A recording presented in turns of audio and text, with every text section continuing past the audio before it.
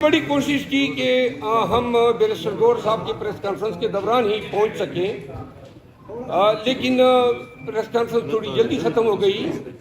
और अभी आके हमें पता चला कि जो जेल के सामने मैंने बयान दिया था और बैरिस्टर गौर साहब का बयान कुछ और आया है, जिस पे सवालात और जवाबात हुए। तो मैं और बैरिस्टर उमैर न्याई साहब पाकिस्तान तहरीक इंसाफ का सुप्रीम कोर्ट बिलखसूस चीफ जस्टिस ऑफ पाकिस्तान के हवाले से जो पार्टी व्यू रखती है वो अब फॉर्मली आपके साथ शेयर कर रहा हूँ। चूँकि अभी हम अडियाला जेल से खान साहब से मिलकर आए हैं और जो डिसीजन हुआ है वो चूँकि बैरिस्टर गौर साहब के नोटिस में नहीं था, तो लिहाजा हम आपको अपडेट करना चाहते हैं कि इस बयानिए को, इस वर्जन को पाकिस्तान तहरीक इंसाफ का नैरेटिव समझा जाए। सुप्रीम कोर्ट कस्टोडियन है ह्यूमन राइट्स की, फंडामेंटल राइट्स की, और मिसिंग पर्सन्स के हवाले से और फेयर और ट्रांसपेरेंट और फ्री इलेक्शन के हवाले से हम सुप्रीम कोर्ट गए। और चूंकि ये सुप्रीम कोर्ट ऑफ पाकिस्तान का डोमेन बनता है, तो जब ये हमारे matter supreme court of Pakistan के सामने आए, जहां हम इंसाफ मांगने के लिए गए थे, तो आपने फाजिल चीफ जस्टिस ऑफ पाकिस्तान काजी फाइज ईसा साहब के जो रिमार्क सुने, जो उन्होंने कार्रवाई के दौरान पास किए, और जिनको सुन के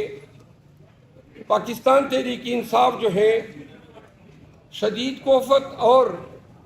तकलीफ का शिकार है, क्योंकि वो रिमार्क्स जो काजी साहब ने दिए हैं वो इंतहाई मज़ाक़खेज़, इंतहाई डिमीनिंग और किसी भी तौर सुप्रीम कोर्ट ऑफ पाकिस्तान के किसी जज को या चीफ जस्टिस को ज़ेब नहीं देते हैं कि वो शोबे वकालत से वाबस्ता और पीटीआई के वकील सरदार लतीफ़ खान कोसा को ऐसे अल्फाज कहें, बिलखसूस जब उन्होंने तमस्सुरखेज़ अंदाज में सरदार साहब के सरदार होने का जश्न उठाना चाहा। चीफ जस्टिस ऑफ पाकिस्तान या पाकिस्तान की धरती पे किसी को ये हक नहीं है, न कोई इख्तियार है, न कोई कानून चीफ जस्टिस को ये हक देता है कि ये रेशियल कमेंट्स पास करें। पाकिस्तान में लाखों सरदार मौजूद हैं और ये उन तमाम सरदार कम्युनिटीज़ और फिर पाकिस्तान में मिनॉरिटीज़ आबाद हैं, बिलखसूस सिख कम्युनिटी, जो हर एक सिख अपने आप को सरदार कहलाता है, जबकि वो अल्फाज जो बयान किए गए कि जी सरदार क्यों आप अपने आप को कहलवाते हैं, ये रेशियल कमेंट्स थे। और चीफ जस्टिस साहब जब सरदार लतीफ़ कोसा को तज़हीक का निशाना बना रहे थे, तो उनको नहीं भूलना चाहिए था कि इंतहाई काबिल एहतराम जज सुप्रीम कोर्ट के सरदार तारिक मसूद साहब वो भी सरदार हैं। तो लिहाजा हमें कतईन ये तवक्को नहीं थी कि 55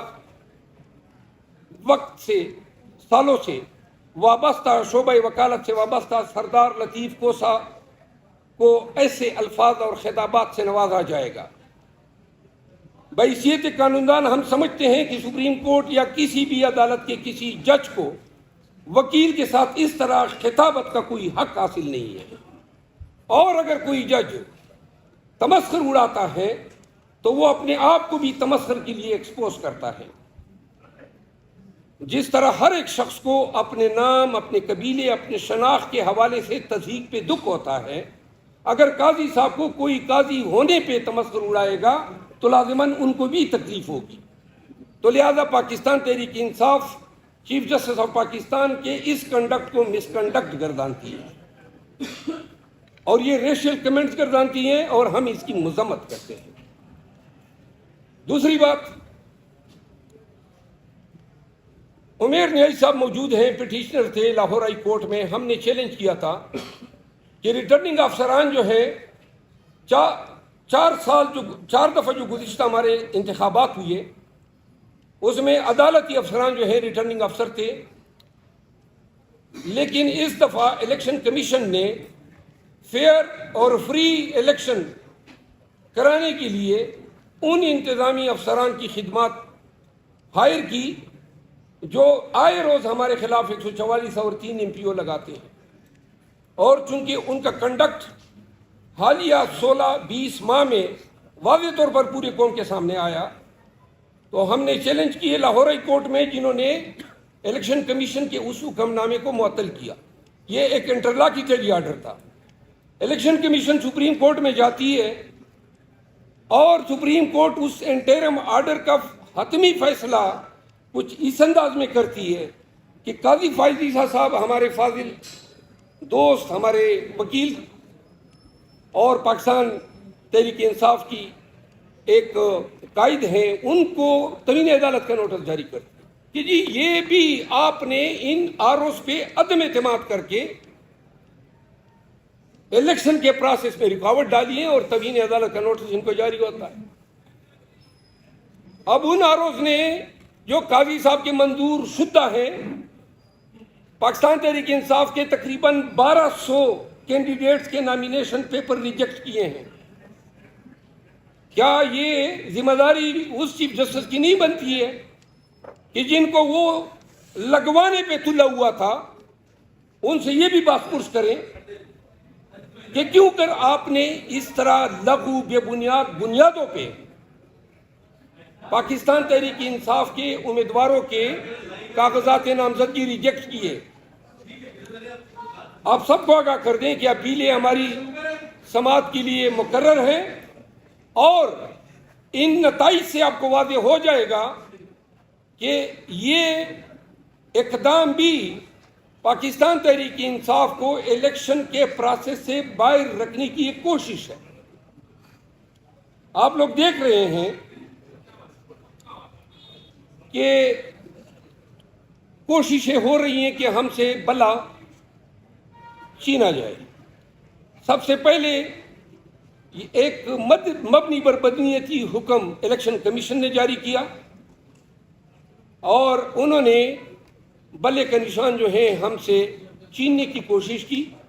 جس کو ہم نے، چونکہ الیکشن ہمارے انٹرا پارٹی پشاور میں ہوئے تھے، تو یوں اس ٹیریٹوریل جورسڈکشن کی بنیاد میں ہم نے پشاور ہائی کورٹ میں چیلنج کیے۔ سنگل جج صاحب چونکہ چھٹیوں میں موجود تھے، پشاور ہائی کورٹ میں رٹ 2 جج صاحبان سنتے ہیں، چھٹیوں میں اگر ڈی بی نہ ہو تو سنگل جج سن سکتا ہے۔ ہمارا میٹر سنگل جج صاحب کے سامنے لگا، اور سنگل جج صاحب نے فریقین کو ہماری پٹیشن کو سننے کے بعد اس میں حکم امتناعی جاری کیا۔ 9 تاریخ کو ہمارا کیس لگا ہوا ہے مین، جو ڈویژن بینچ کے سامنے آئے گا۔ الیکشن کمیشن کو جلدی پڑ گئی کہ کیوں کر ان کو بلے کا نشان ملا، تو انہوں نے جناب دوبارہ درخواست لگائی کہ جی جلدی سنوائی ہو، اور پھر دوسرے جج صاحب کے سامنے یہ میٹر لگ جاتا ہے، اور وہ جج صاحب ہمیں سنے بغیر عدالت اپیل کا کردار ادا کرتے ہیں۔ سنگل جج کا آرڈر ڈویژن بینچ جو ہے مجازتی کی ویکیٹ کرتے، وہ کہتے ہیں کہ نہیں جی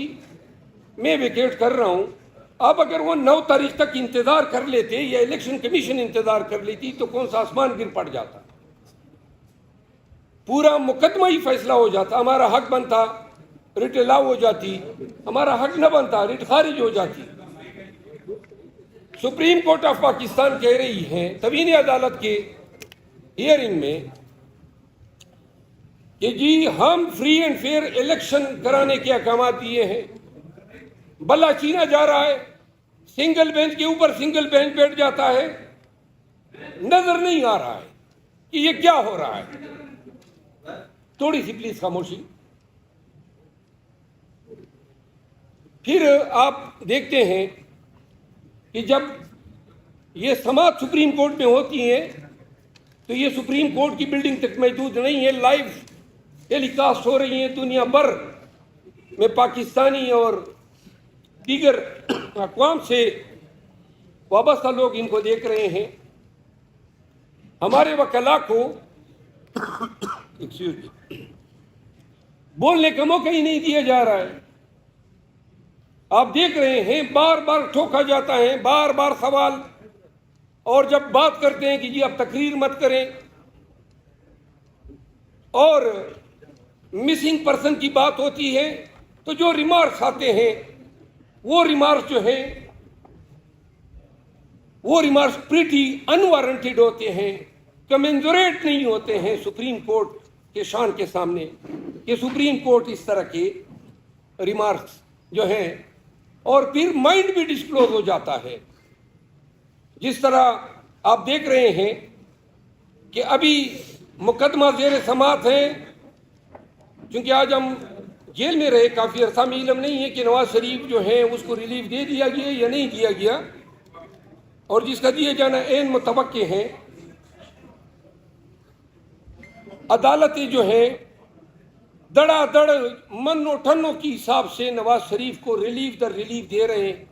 ان کی ٹائم بارڈ اپیلیں ریسٹور ہوتی ہے، پھر ان میں سنوائی ہوتی ہے، پھر وہ بری ہوتے ہیں یک کے بعد دیگر ہے. پھر ریٹرننگ آفیسر سپریم کورٹ کے اس فیصلے کو پامال کرتا ہے جو پاناما کیس میں سپریم کورٹ نے کہا کہ یہ ڈسکوالیفائڈ ہے، اور اس کے کاغذات نامزدگی ایکسیپٹ ہوتے ہیں. لیکن چونکہ ان کو ادراک ہے کہ یہ چیلنج ہونا ہے تو سپریم کورٹ میں پٹیشن لگائی جاتی ہے. یہی ڈسکوالیفیکیشن خان صاحب کی بھی ہے. ہمارا کیس نہیں لگ رہا ہے، نواز شریف صاحب کے کیس کے لیے 7 ممبر بینچ بنا دیا گیا، اور ساتھ میں جو کمنٹس آ رہے ہیں اس سے تو فیصلہ واضح ہو چکا ہے. سپریم کورٹ یہ بھی نظر انداز کرتی ہے کہ یہ وہ شخص ہیں جو 4 سال مجرم اشتہاری رہا، اور جب پاکستان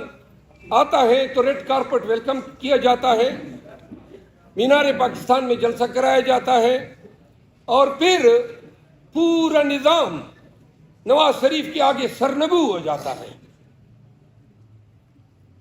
ہم یہ سوال کرنے میں حق بجانب ہیں کہ یہ کون سا عدالتی معیار ہے.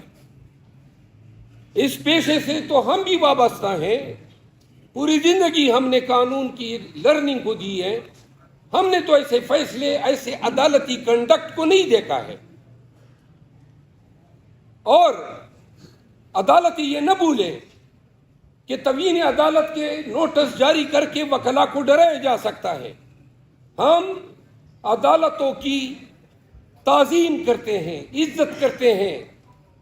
ہم ڈرتے نہیں عدالتوں سے. اور یہ زبان جو ہے جو کسی بھی جج صاحب کی ہیں وہ جب تک آداب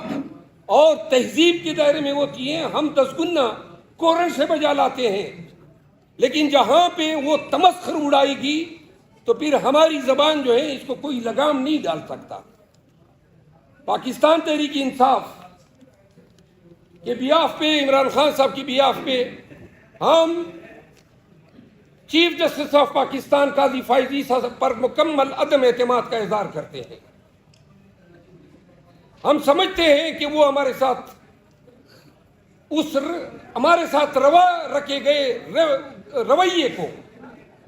ہمارے ذہن میں ہمیں یاد دلاتا ہے کہ جب ان کے خلاف ریفرنس دائر ہوا، اور ان کو پتا ہے کہ یہ ریفرنس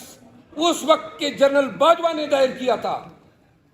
جس میں کلیدی کردار جنرل فیض نے ادا کیا تھا. لیکن وہ جب چیف جسٹس بنے تو ہم نے اس کو ریگریٹ کیا. ہم چاہتے تھے کہ ہم نظام کے ساتھ، عدالتوں کے ساتھ چلیں اور تلخیوں کو بلا دیں. لیکن ہم ایک طرف دیکھ رہے ہیں ادے بھی پیپر مل کا فیصلہ آتا ہے اسی عدالت سے، پھر ہم یہ دیکھتے ہیں کہ سپریم کورٹ کے 5 ممبر بینچ نے ملٹری کورٹس کے جو ٹرائل ہو رہے تھے، جو قانون سازی کی گئی تھی آرمی ایکٹ 1952 اور 1923 کے جو ایکٹ ہیں جس کے تحت سائفر کے ٹرائل ہو رہے ہیں، ان قوانین کو کالعدم قرار دیا، ٹرائل کو جو ہے وہ کالعدم قرار دیا، اور ملٹری ٹریبیونل کو خلاف قانون ڈکلیئر کیا. یہ وہ فیصلہ تھا جس سے رول آف لا کو استحکام ملا. سویلین کے ٹرائل آپ فوجیوں سے کرا رہے ہیں جو ایگریوڈ بھی ہیں اور جن کو آپ جج بھی بنا رہے ہیں, جن کے گواہ بھی ان کے ہیں, اور ان کو آپ سزا کا اختیار بھی دے رہے ہیں. یہ نظام برما میں اور ایجپٹ میں ہے, کسی بھی دوسرے سویلائزڈ معاشرے میں نہیں ہے. اب اس کے خلاف اپیل آتی ہے تو اپیل کے لیے بینچ بناتے ہیں فاضل چیف جسٹس صاحب. میاں نواز شریف کے بھائی شہباز شریف جاتے جاتے یہ تحفہ بھی دے گئے, پریکٹس اینڈ پروسیجر ایکٹ, جس کے تحت سینئر موسٹ 3 جج صاحبان جو ہیں وہ بینچز کانسٹیٹیوٹ کرتے ہیں. تو اس کے لیے اپیل بینچ جو تھی اس میں اعجاز اللہ احسن صاحب کی کوئی رائے جو ہے نہ لی گئی, نہ کوئی بینچ کی کانسٹیٹیوشن ڈسکس ہوئی, اور جس پہ فاضل جج صاحب نے لیٹر بھی لکھا. اب جو ہی وہ بینچ بنتا ہے وہ بھی 6 ممبر کا بینچ, جس میں سے 1 ڈائسنٹ دیتی ہے اور 5 ورسز 5 اس آرڈر کو سسپینڈ کیا جاتا ہے. یعنی کہ فوج کی عدالتوں میں ٹرائل کو جو ہے دوبارہ شروع کرایا جاتا ہے. یہ کس طرح کا انصاف ہے؟ آپ منصف ہیں لیکن یہ قانون جو ہے یہ تو ریاست کی امانت ہے. اس کی اس طرح کی انٹرپریٹیشن اور پھر انٹرلاکیٹری سٹیج پہ, انٹرم سٹیج پہ آپ کہہ رہے ہیں کہ جی ٹرائل کنکلوڈ کریں. یہ بینچ جو ہے فاضل جج آف دی سپریم کورٹ کے اس لیٹر کے تناظر میں ہم سمجھتے ہیں کہ قانون کے مطابق نہیں بنا ہے, تو لہذا اس کا آؤٹ کم یا فیصلہ جو ہے وہ ایک ویلڈلی کانسٹیٹیوٹڈ بینچ کا فیصلہ تصور نہیں ہوگا.